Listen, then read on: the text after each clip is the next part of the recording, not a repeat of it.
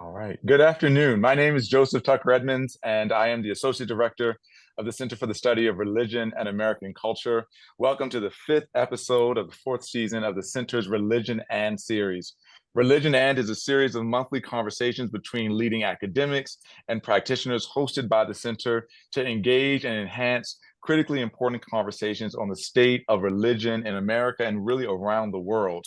The last episode was an engaging and far-reaching conversation on religion and secularism. Thank you, Brian Steedlin, Lee Schmidt, Joe Winters, and Lucia Hulsether for a fantastic conversation. If you didn't get a chance to catch it, please check it out on our YouTube channel or through our website. The panelists have updated resources to the show note pages of that episode. We have syllabi, we have articles, we have real opportunities and resources for you to share information about that episode with your students and with your community members. The goal of all of these episodes is to start a conversation and then to carry them out in our classrooms and our communities and conferences throughout the country and really around the world. And so as we're talking about conferences, I wanted to invite you all who are joining us this afternoon to our upcoming biennial conference, which is the conference that the center hosts every 2 years, where we go deeper into these conversations about the relationship between religion and American culture. So please check us out on June 13th through the 16th. It's taking place in person here in Indianapolis. The registration is going to go live very shortly, and we are already live with an application for advanced graduate students who want to come and present some of their research and their work to the conference attendees and to enjoy the feedback and the conversation that will and provide. I want to remind folks that as we move into today's conversation, we are asking folks to submit questions through the Q&A feature on Zoom. This will enable our hosts and panelists to engage these questions as they facilitate this very important conversation. This afternoon, I would like to introduce you to our moderator for what I am sure is going to be a rich and wide-ranging discussion examining the history of religion, war, and peace studies, a conversation that's going to move us across history and throughout disciplines. We're going to look at the long relationship between religion and war, the relationship between religion and war policy, religion and genocide, religion, war, and the construction of the current state of neoliberal regimes across the world, the prospect and the promise or the fallacies of some things like democracy and autocratic regimes and rules. So we've got a lot to cover in the next 45 to 50 minutes, and I know that our panel is up to it. So I want to introduce our host, who is Dr. Ray Habersky. He is a professor of history and the director of American Studies at Indiana University, Purdue University, Indianapolis. Ray is trained in 20th century U.S. history with a focus on intellectual history, and he has written a number of books, all that I'm not going to go through, but I want to just remind the folks of one quote that was said on X and social media as we announced this episode. Someone said, Ray Habersky, the author of God and War and American Civil Religion since 1945. If he's going to be there, I'm going to be there. So that's how I'm going to introduce Ray, and I'm going to hand it over to you for you to introduce the rest of the panel. Thank you, everyone, for joining us. Thanks, JTE. Okay, welcome to everybody who's in attendance, and a special welcome to our guests. So I'm going to introduce each of the guests and their affiliation, and then I'm going to ask them to talk about their work and how it relates to the theme of today, of our session today. We're going to have an extensive biography of each person on our website. It's also linked to the YouTube channel for this episode. So if you want to find out more about the folks who are speaking today, who are having this discussion, I encourage you to go to the website. There are also ways to contact the people who are chatting with us today. So of our panelists or our guests, Mary Ellen O'Connell from the University of Notre Dame, Kate Timoney, she is from Montclair State University, and Samuel Moyne at Yale University. So what I'd like to do is, Kate, would you mind opening up the session for us? Can you talk a bit more about your work, your scholarship, and how it relates to the theme of religion and war? Sure, sure. So thank you. It's my pleasure to be here. Thank you for the invitation. I'm honored to be amongst such distinguished panelists and our host. So my work actually looks at the intersections of religion, human rights, genocide, and theory of history. And so everything I write typically brings together at least three, if not all of those themes. And so many of you, I'm sure know, and many of our guests probably know that genocides happen alongside war. And so much of my very early work was actually looking at warfare and some of the evolution of warfare, just war theory, which dates all the way back to Augustine, 4th, 5th century AD. And so those were those early connections between religion and war that fed my work. But now my work really focuses on not only those four themes, but looking at how religion typically and unfortunately has been on the wrong side of many genocides in these last several decades, and then trying to reverse engineer that, trying to look at how we Mm, can see religious actors in institutions as actually helping with not mitigation, maybe even forecasting. And yeah. so some of my latest work that I've published has been looking at the intersection between religion and genocide studies more broadly, but then looking specifically at how religious actors and institutions can help forecast and maybe mitigate violence. And I've done that both with think tanks, with the State Department, but also in kind of more theoretical terms. Excellent. Okay, thanks very much. Mary Ellen, would you like to go next? Yes, so I'm a professor of international law at the University of Notre Dame, and I also have a position at Notre Dame's Kroc Institute for International Peace Studies. And it's a perfect mix for me being at a Catholic university, being able to teach and work in the field I've devoted my life to, international law, and to have as the center of that work a focus on peace. I guess I've been interested in those subjects, international law, as a means of prohibiting, preventing arms outgrowth, or certainly as a reflection of my Roman Catholic faith.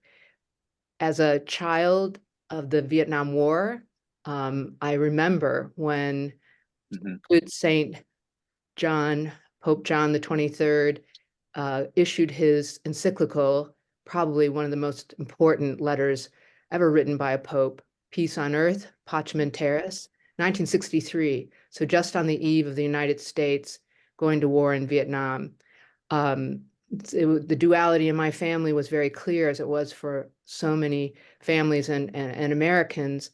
My father was in the Army Reserve, and he supported the president's view that we had to stop communism, but he was also definitely not interested in fighting in Vietnam, and got his brother and brother-in-law into the National Guard so that they wouldn't have to Mm, go to Vietnam.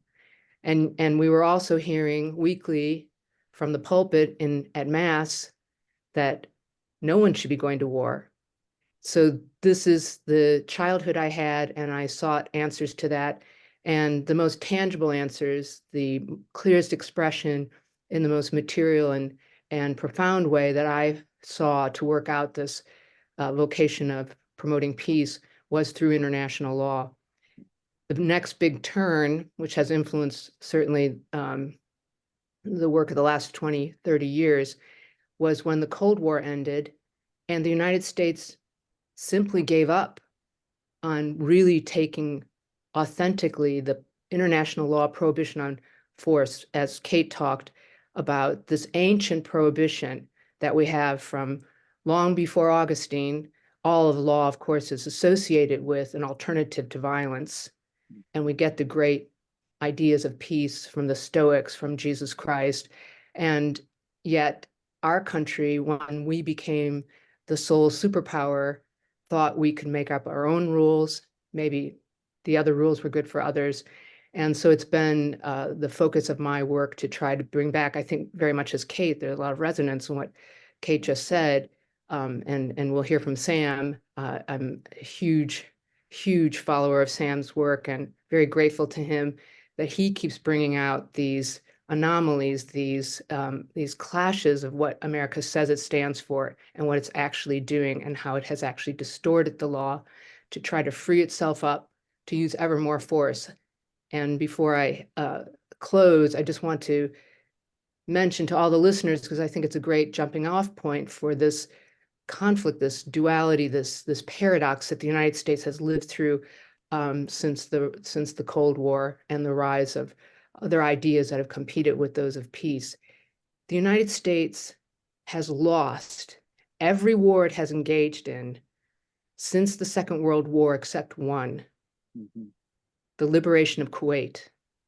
And that, friends, was the only war that we fought consistently with the UN Charter rules, and that means the rules on just war, the ancient prohibition. It hasn't seemed to matter that we keep losing these wars, that we fight in clear violation of the rules and invite others to do the same, as we saw Russia invade Ukraine. We keep doing it. So I hope one of the outcomes of this conversation is ideas how we can switch the narrative, how we can really get back to pacem in terris. Thank you, Mary Ellen. That's great. Sam, why don't you go ahead?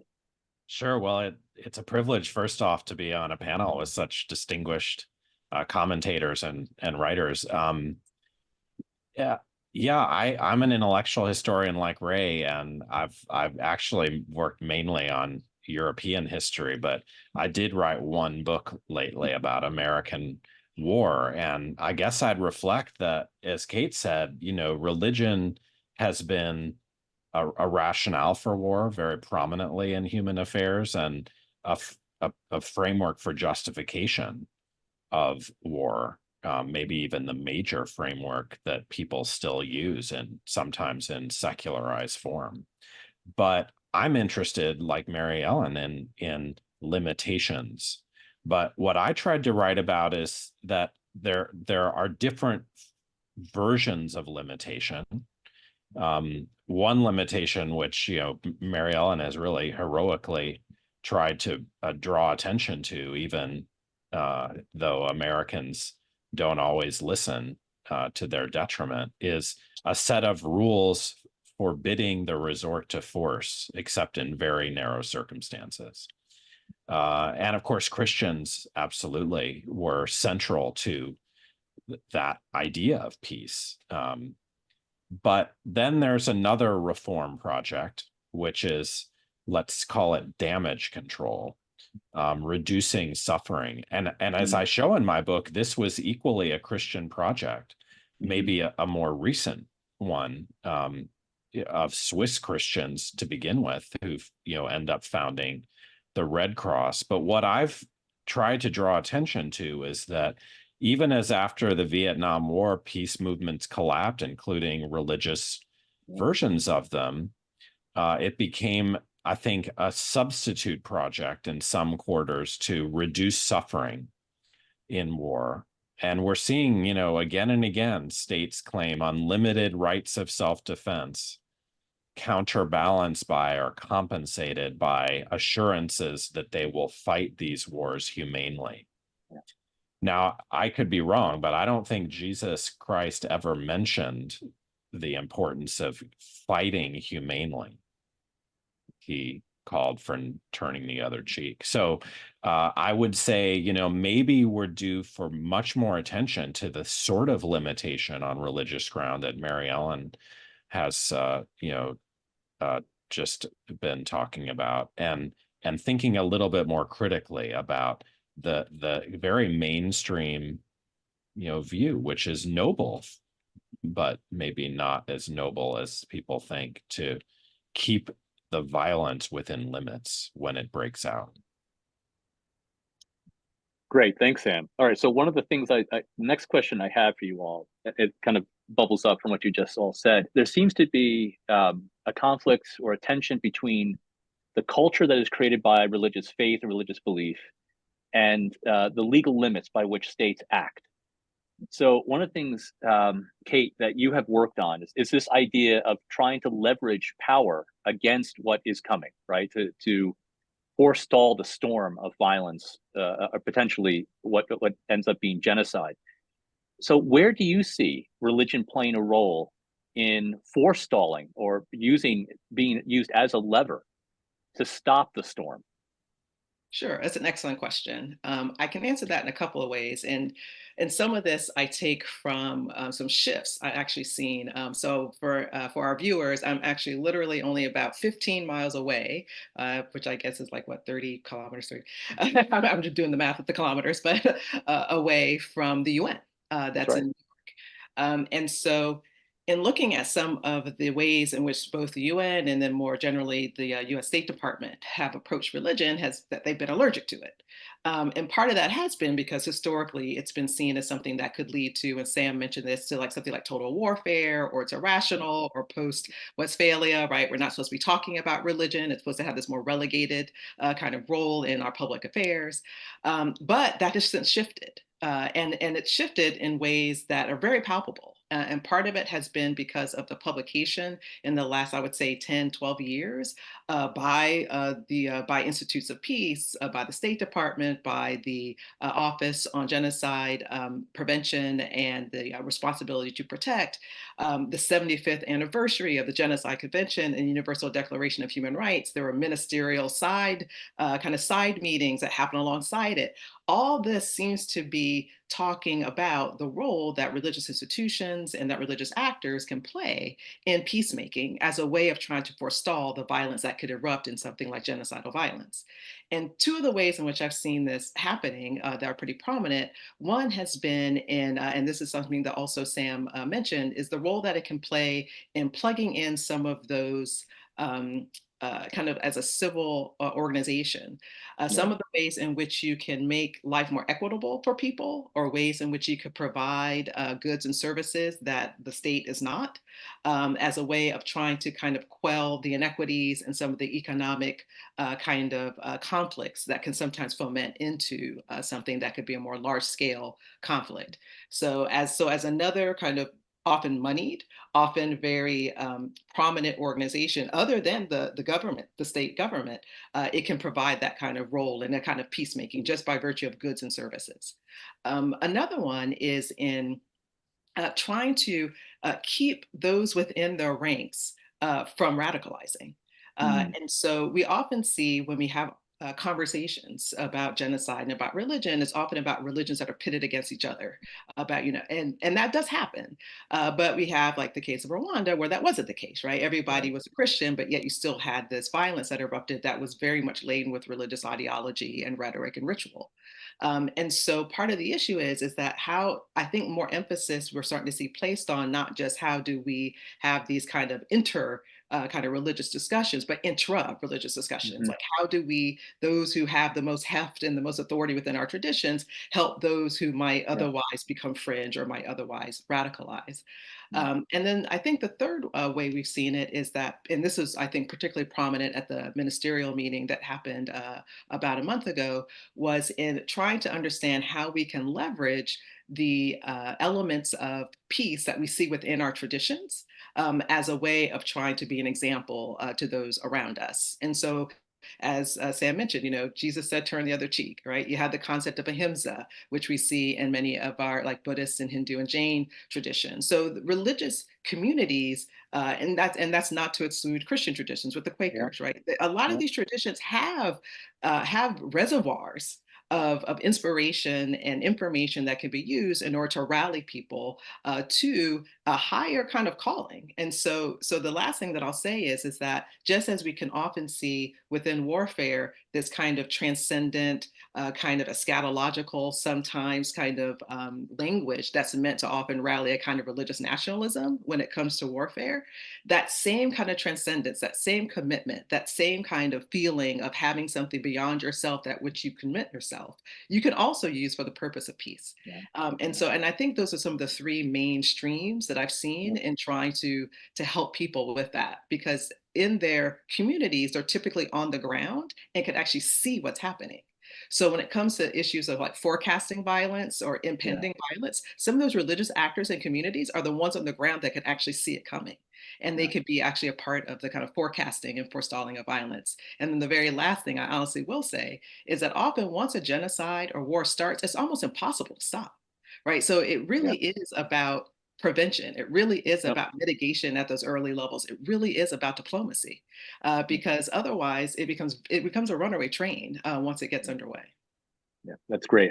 I always show the documentary about World War I in my classes, and I use the episode about the peace movement against World War I, and I do this because it has some of those dramatic footage in the documentary where you have a peace movement in France gathering people in different parts of Europe and in Geneva and other places, and there's some really amazing moments where they're trying to use the music of the moment. You have the great classical music, Beethoven's Ninth, and they're trying to rally people to something that will forestall what they know is slaughter.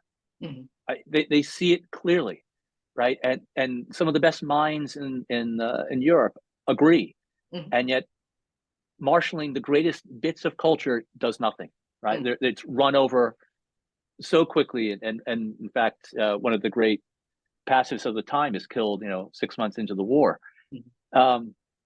So Mary Ellen, I have a question for you then, because I think what Kate has proposed here is that religious traditions can be universalized and then operationalized to some degree, both sort of in service of actors who are trying to create peace or stop war.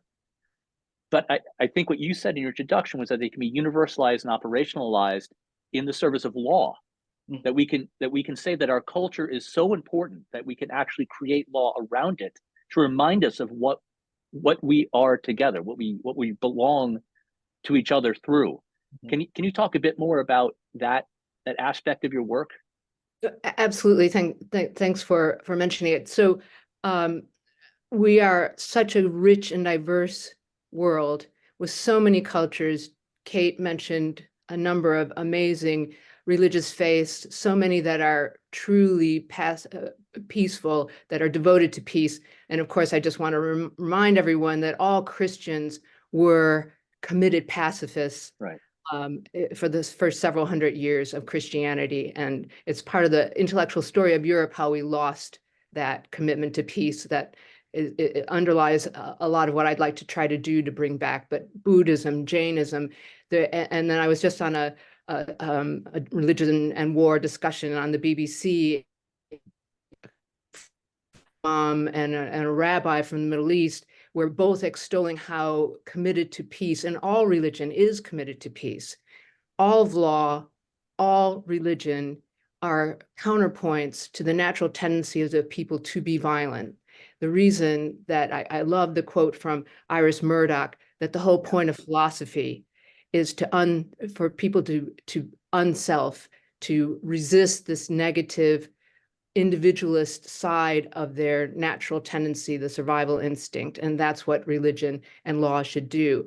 And religion and law, certainly anthropologists tell us, in their origins have a similar project, but they're getting their resources or their inspiration. So religion from the spiritual life, from scripture, from revelation, from prayer, and then we can infuse that transcendent source of knowledge in what we create through the idea of law, the constructed idea of law, which is a combination of both our transcendent sources of knowledge in natural law and our positive law.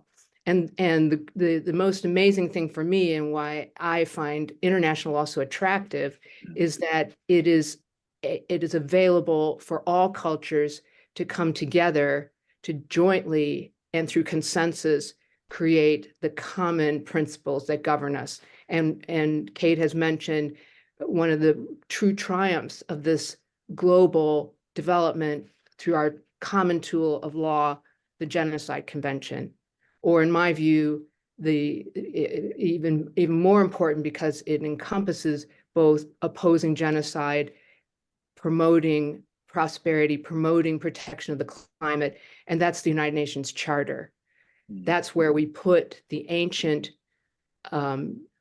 prohibition on force that is found in every religious expression, every transcendent source, that we should seek peace, we should seek harmony, proportionality in our social life and resist this negative pull to the individual.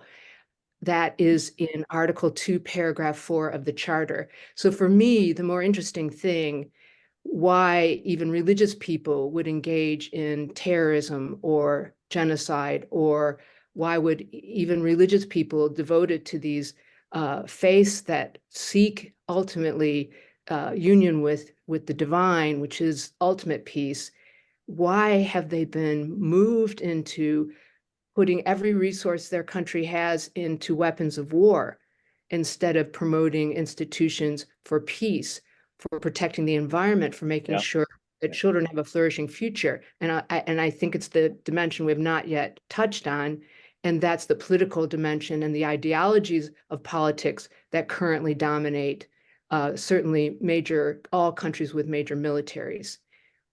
We really need to take on board the role that realism has played in the early 20th century, and how it's moved into a neoliberal interventionism. To me, that's just a stepchild of realism, and doctrines like responsibility to protect, which sound so good because those words are in their true meaning quite benign, quite positive words, but we've militarized them. The responsibility to protect was first played out in killing over 20,000 people in Kosovo. A clear violation of the prohibition on the use of force, a clear failure to use the alternatives for bringing peace and harmonious relations between Kosovo, the people of Kosovo, and the people of Serbia as the former Yugoslavia wound down. But by the end of the 90s, realism was triumphant, and everyone who wanted a real career in politics, who really wanted to be a player at any table in Washington and then quickly in NATO capitals, and now it morphs on and on, where violence seems to be the only acceptable tool that serious people bring to the table. The wars keep going. So I really think we need to grapple with how political ideas and anti-religious ideas have deformed religious thinking, and even our religious leaders who should be bringing us closer to that divine ideal of peace. So I'm going to take up that last bit that you just very, very nicely put about where, and when say the corruption of religion has taken us in some sense. And I want to ask Sam something, because I was surprised that, again, I didn't read the book Humane as you were writing it, but I was surprised that Tolstoy is sort of a central figure. But what I liked maybe the most about the work that you did on Tolstoy was showing how ridiculous people found his faith in peace, and his I would say the creation or the development of a new type of religion, right, that he hoped would counterbalance what he saw the corruption of Christianity becoming. Sam, could you talk a bit about why Tolstoy is a necessary intervention for all time, but especially, I think, with what Kate and Mary Ellen have just said?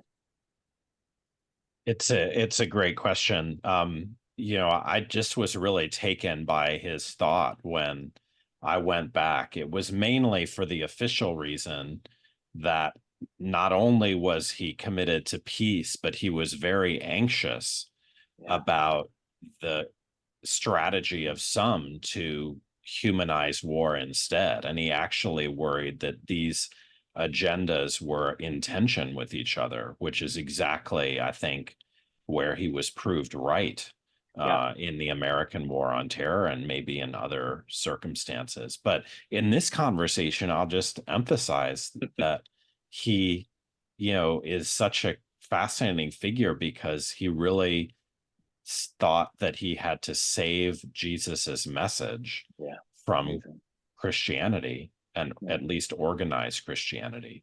And I think maybe if that's true, we need to maybe think a little less in terms of the betrayal of religion, than in terms of the different forms it can take.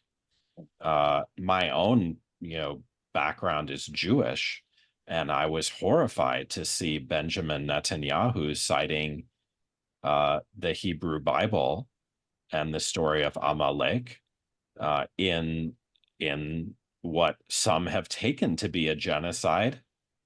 And it's only fair to say that those biblical passages are not nonviolent, although Jesus's perspective may have been. And then in our own time, I'm totally down with what has been said earlier, that Americans and American Christians have such extraordinary peace traditions and pacifist traditions that deserve revival. But in our time, we've seen Roman Catholic thinking and other forms of Christian thinking taken in an extremely militarist direction. So Absolutely. Consider a Roman Catholic neoconservative like George Weigel, who makes his name by appealing to St. Augustine in his book Tranquilitas Ordinis and saying all the Roman Catholics of the Vietnam era were wrong, and actually religion calls on us to fight. And it's not as if there's no basis for his position, although I'm going to assume Mary Ellen thinks it was a betrayal, and I think it was wrong as an interpretation. But I guess what I guess I'm saying is that Tolstoy is a kind of heroic example, because he calls on us to make sure what we are embracing in the name of our faith is really its ethical kernel and not something that we shouldn't reject on ethical grounds. Let's pile on George Weigel soon. And but before we do that, I want to remind everybody that we do have a Q&A part of the webinar here, so please use it to ask to raise questions, and we'll get to those in just a little bit.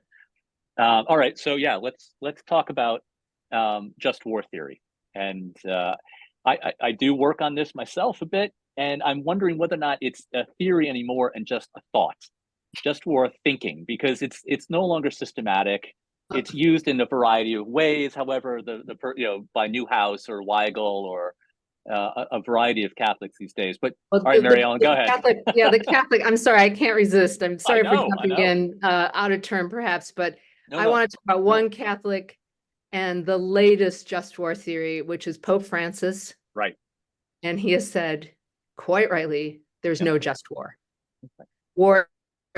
And what he meant, and he's absolutely correct, there are some parties that fight lawfully because they have been attacked. There's only one country right now that can really say it's in that position, that's Ukraine. It fights lawfully, but there is no, you don't say that they are fighting a just war. You say they're fighting lawfully in a war that's made lawful because of necessity. And I want to talk about that a little bit, because I think that's part of the problem. There's one rule that applies both in the jus ad bellum, the law preventing war, and in the way war is fought in bello. And I think it's the simple corruption of that term, Sam, that leads to this idea, we're still fighting lawfully if all we care about is showing we haven't disproportionately killed civilians. And as we see in Gaza, you can make up any number for showing that as long as you make the threat big enough in your calculus, then you can. So that's a problem if all you're looking at is in bello necessity. Right. But so Pope Francis is right. You can make an argument that some people fight lawfully and therefore not immorally, but no war is just. And this idea, and it was a mistake in some of in the main document by the American Catholic bishops to say that you can achieve justice through war. This is absolutely wrong. You cannot achieve positive things through war. All you can do is defend. And as I pointed out in my opening remarks, there's only one really only one successful thing you can do, effective thing you can do with a major military, and that's push another major military across a boundary. Their militaries are not good for anything else. They are not good for fine-tuning and protecting human rights. They just kill people and slaughter people. They don't answer the tough diplomatic and political questions to rebuild and create flourishing societies. And how, so my question for all of you, I want to hear everyone talk about how we got into this mentality that war is a good tool for anything. How did theologians, some of our great intellectual figures, begun to extol war as a tool to promote democracy or protect human rights? I mean, one of the most puzzling figures in my reading of intellectual history is Reinhold Niebuhr. I know. I mean, how does he get from being a pacifist correctly against that stupid war, the First World War, to being this apologist for nuclear threat and violence to stop an ideology like communism when it's an ideology, and the only way to fight ideology is with better ideology? How did it happen that he's lauded as a great Christian thinker? I think that's part of the problem, Mary Ellen, for sure, that he gets taken up in ways that it doesn't really matter what he wrote or what he said. But I completely agree with you. Niebuhr's a problem, and he's a type of a problem too, you know? All right, Kate, I think you have some stuff to say here also about what just war has become and whether or not it justifies war as much as it does anything else. Yeah, I cannot say enough how much I want to reinforce what Mary Ellen said. Yeah. And the U.S. Catholic bishops did, I think, kind of abandon part of their own rich tradition in writing that piece. And one of the things, and I think Mary Ellen alluded to this earlier, even before the comment she just made, but then I think even more starkly, I think a point that I think dovetails nicely with what Mary Ellen said, is that there was an emphasis in that same document about the difference between a negative piece and a positive piece. And so, and this idea that a negative piece is just an absence of fighting, right? Whereas a positive piece is one that really promotes human rights, promotes flourishing, promotes a kind of plurality that allows people to be able to, to live peaceably. And I feel as though that element has been lost, because in warfare, as is mentioned, what does that truly accomplish? And in looking at use, use ad bellum, use in bello, and then more recently we've had arguments about use post bellum, right? This idea, should there be another criteria even after war is over, right? So, so conduct before war, or consideration before war, conduct in war, and then, behavior or conduct after war. And that idea of rebuilding, right? This idea of what's owed, after you have a conflict of this scale, I think really should force us to rethink whether or not the criteria at all is valid, right? Because that use post-bellum consideration really does question whether or not going to war really is something that could accomplish the goal that for which it's meant to aim. And so I think that those are two really important elements that Mary Ellen brought out. And then last, so just war thinking, just war tradition. I think one way I like to think about it is that in some of the work that I've done, and Sam, you mentioned that you've also done that, that done work with Judaism and hail from that tradition, is that within some thinking of like Maimonides and others who've had things to say about war, is the limitation of war, right? So the idea is not that that's the ideal, but because we live in a world that isn't perfect, and this goes back, I think, to Mary's question, right, and maybe even Niebuhr, is that from a Christian theology, we live in a fallen world. Right. So there are times where conflict arises, and then then you have to have some kind of way to resolve it. But at the same time, I think it is interesting to think about the just war tradition as a heritage, right? In the sense that we have a heritage that we can't ignore of how the just war theory has evolved. But you can choose to take up a tradition that only takes elements of that heritage that you think are actually worth reproducing and moving forward. So I don't think we can ignore the contradictions and some of the abandonment of those early kind of pacifist commitments that we have seen as the evolution of just war theory has evolved. But I think we are in a position where we can take elements that we think are most helpful to us in this day and age and move forward with it, and still say there's some semblance, coherence of a tradition.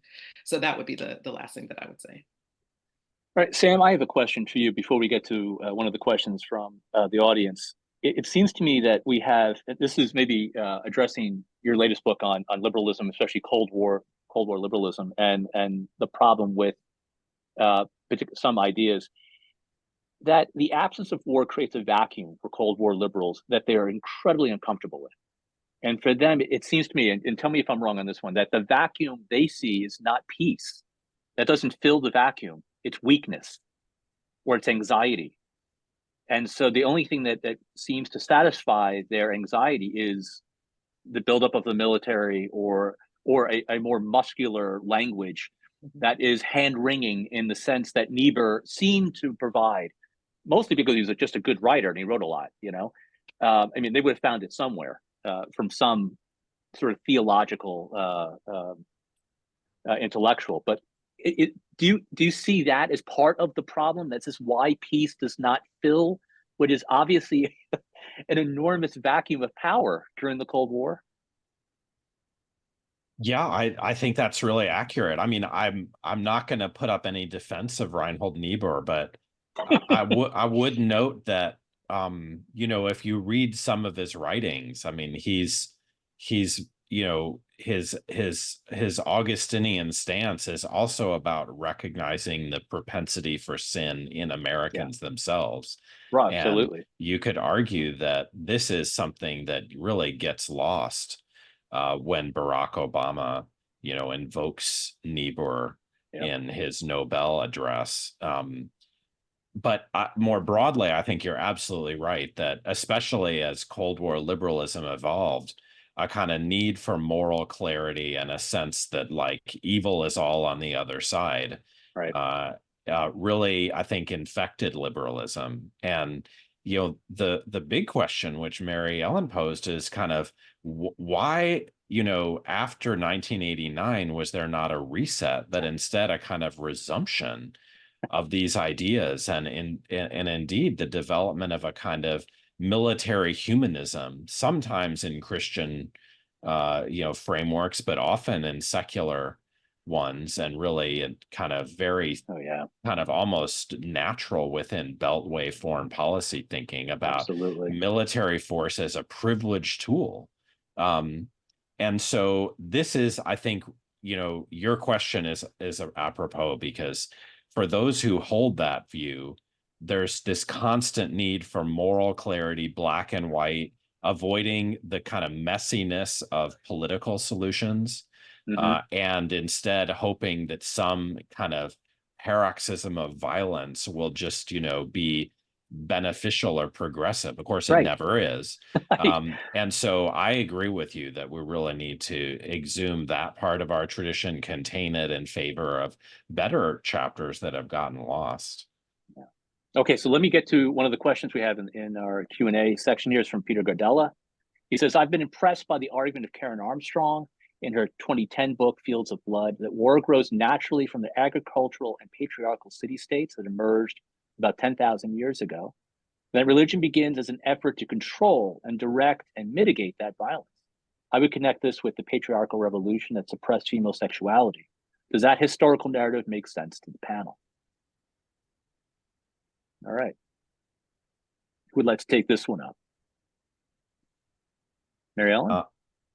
Sam, go ahead. No, go ahead. It sounds, like I have not read it lately, but I would worry that we wouldn't want to suppress how endemic warfare was to, at pre-agricultural societies, hunters and gatherers who have often been romanticized, but in fact fought, seasonal warfare that could really lapse into wars of extermination. And then I guess I would say that, the rise of the axial age religions, including, Jesus's preaching, was, I think, of profound importance because it shifted our ethics away from martial valor to something else and made room for loving kindness.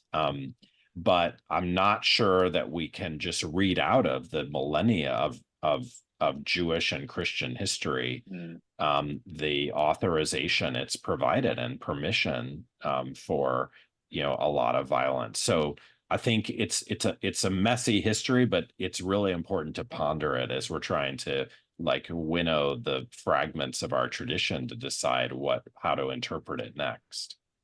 Yeah, I would dovetail with what Sam just said.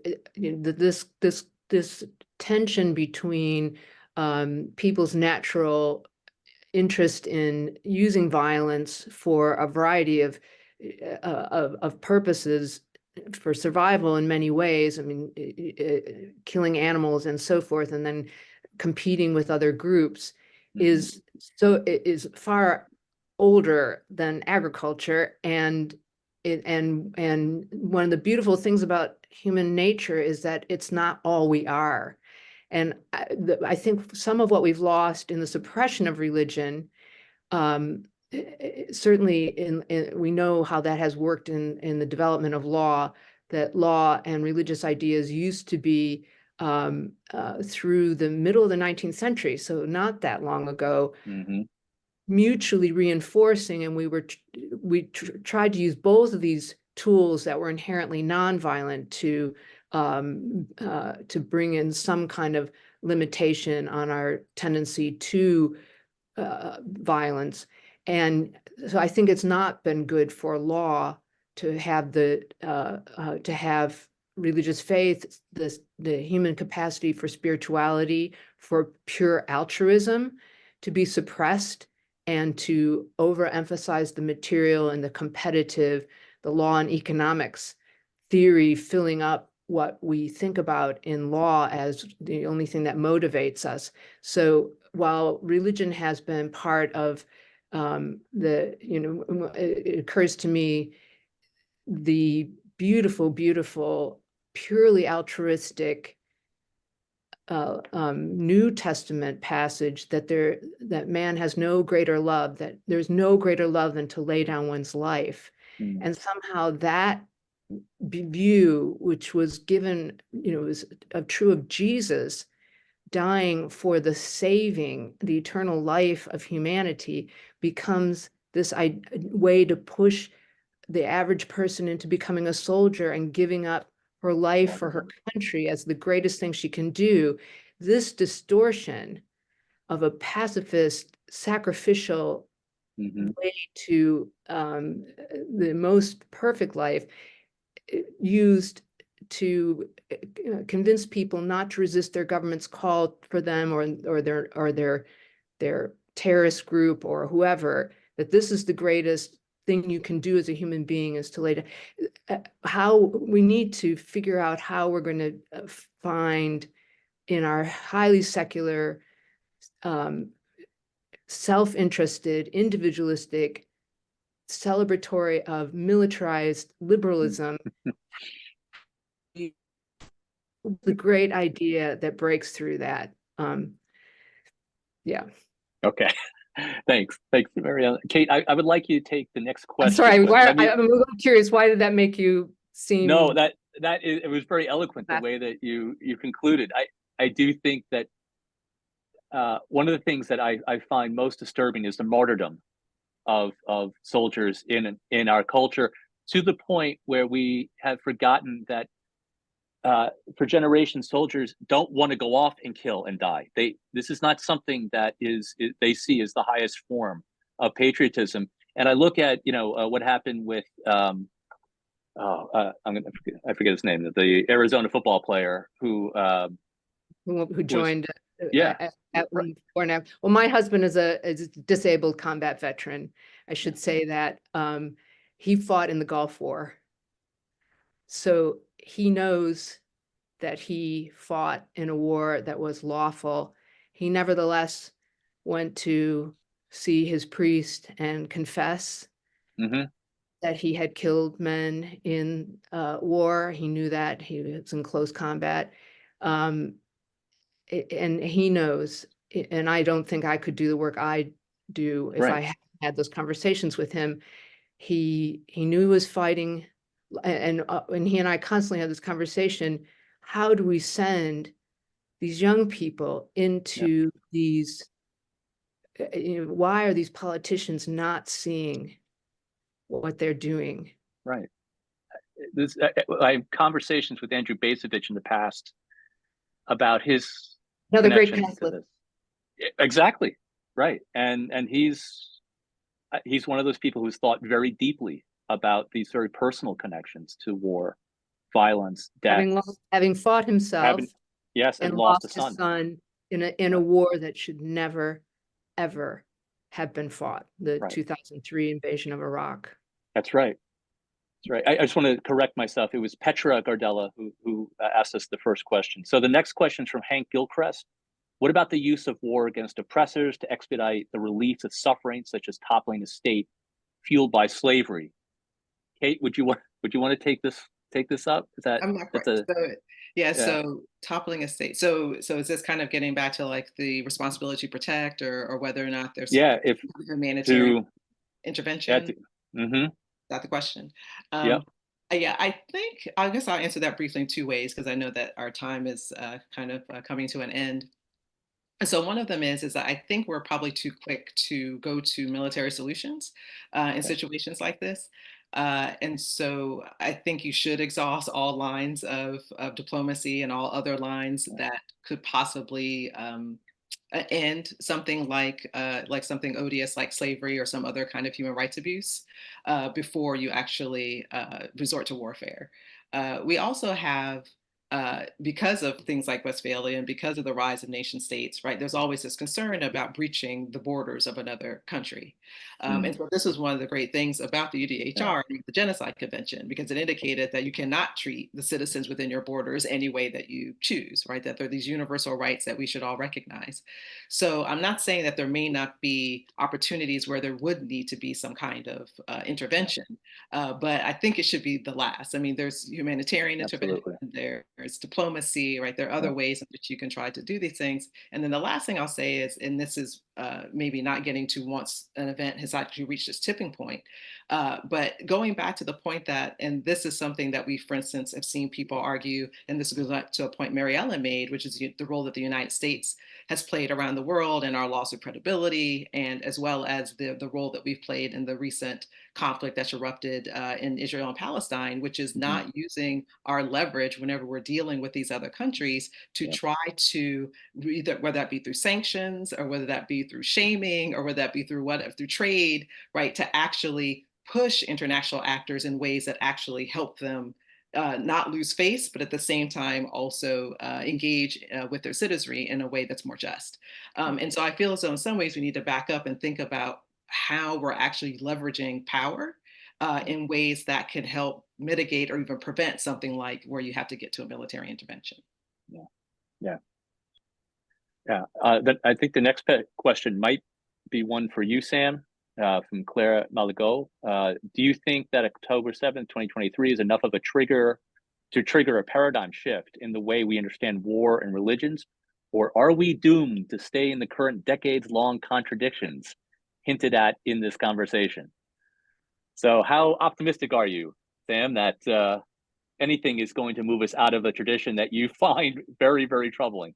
I am, guardedly optimistic. I mean, it's been horrifying, but in a sense, where it took 20 years for people, in this country to see beyond these assertions of unlimited self-defense, however much fought humanely, people weren't accepting it when Israel made the same claim, and America promised to kind of help Israel along the way to, respecting civilian life. And I mean, this is having concrete electoral consequences in the United States. It hasn't moved Joe Biden as much as I'd like, but, with some of the protests that have erupted, including from members of Congress in Michigan, I think there's maybe hope that, like the fatigue with endless war that lay behind the Afghan withdrawal is going to have, greater and greater political consequences. Now, it's also true that there are aggressors in the world, Vladimir Putin, whomever, and there need to be multilateral, kind of institutions so that, you know, well-meaning Americans don't think that there's a kind of vacuum which entitles them to carry a big stick militarily anywhere they want. And we need to work on those too. So I wouldn't get too optimistic, because it would be early days of a reset. And of course, it's always, you know, there's always backsliding.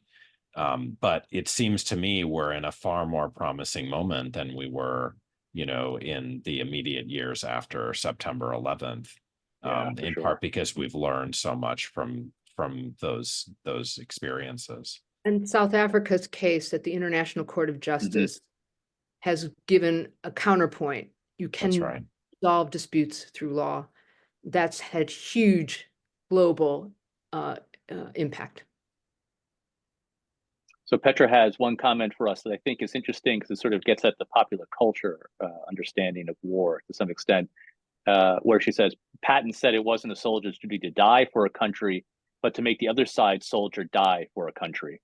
And it reminds me of, I don't know if you've ever read Mark Twain's The War Prayer, which, again, Twain being a great satirist, this was it was after the Civil War, it was before the war in the Philippines and in Cuba, where he focused on a preacher who was helping his congregation pray for the death and destruction of the other side, not for the safety or the sanctity of their people, right? And I show it in class because I think it does get to the point that students often miss when we hear prayers for war. What are we praying for? And I do think this is an interesting point because, I mean, in some ways you have the soldier as something that's larger than life that's in the United States, where we have a very small percentage, I think, of the population are actually involved in the armed forces at all. Yeah, Sam? Just one book I can't recommend highly enough is by Elizabeth Samet called Looking for the Good War. And, you know, that was, it's about the memory of World War II. And she shows very powerfully that when you had lots of Americans fighting, they actually were ambivalent coming home about the morality of what they've done. And, you know, we later consecrated them as the greatest generation and constantly invoke the example of World War II as a moment of, like, you know, moral clarity that allegedly justifies other wars. But those who actually experienced it were not sure. And she beautifully shows how kind of that kind of ambivalence got suppressed in American popular culture through movies and readings of novels. And it's a brilliant book. I try to tell my students that same generation that came home from that war wrote the UN Charter with the clearest prohibition on the use of force. That's what they did. That's what they did. I do show The Best Years of Our Lives, some scenes from that, because it does show a little bit of moral ambiguity about what it means to come home from a war that was supposed to be righteous. Thank you so much. I'm sorry, go ahead, Kate. No, I was just going to dovetail the book recommendation with, there's also been a spate of books that have come out probably in the last 5 or 6 years about the concept of moral injury. So we've often focused on like PTSD, but then the idea that somebody could go to war for purposes which they felt they were misled, or the conflict that comes from having particular faith and then be given an order that you feel as though it was contradictory to that faith.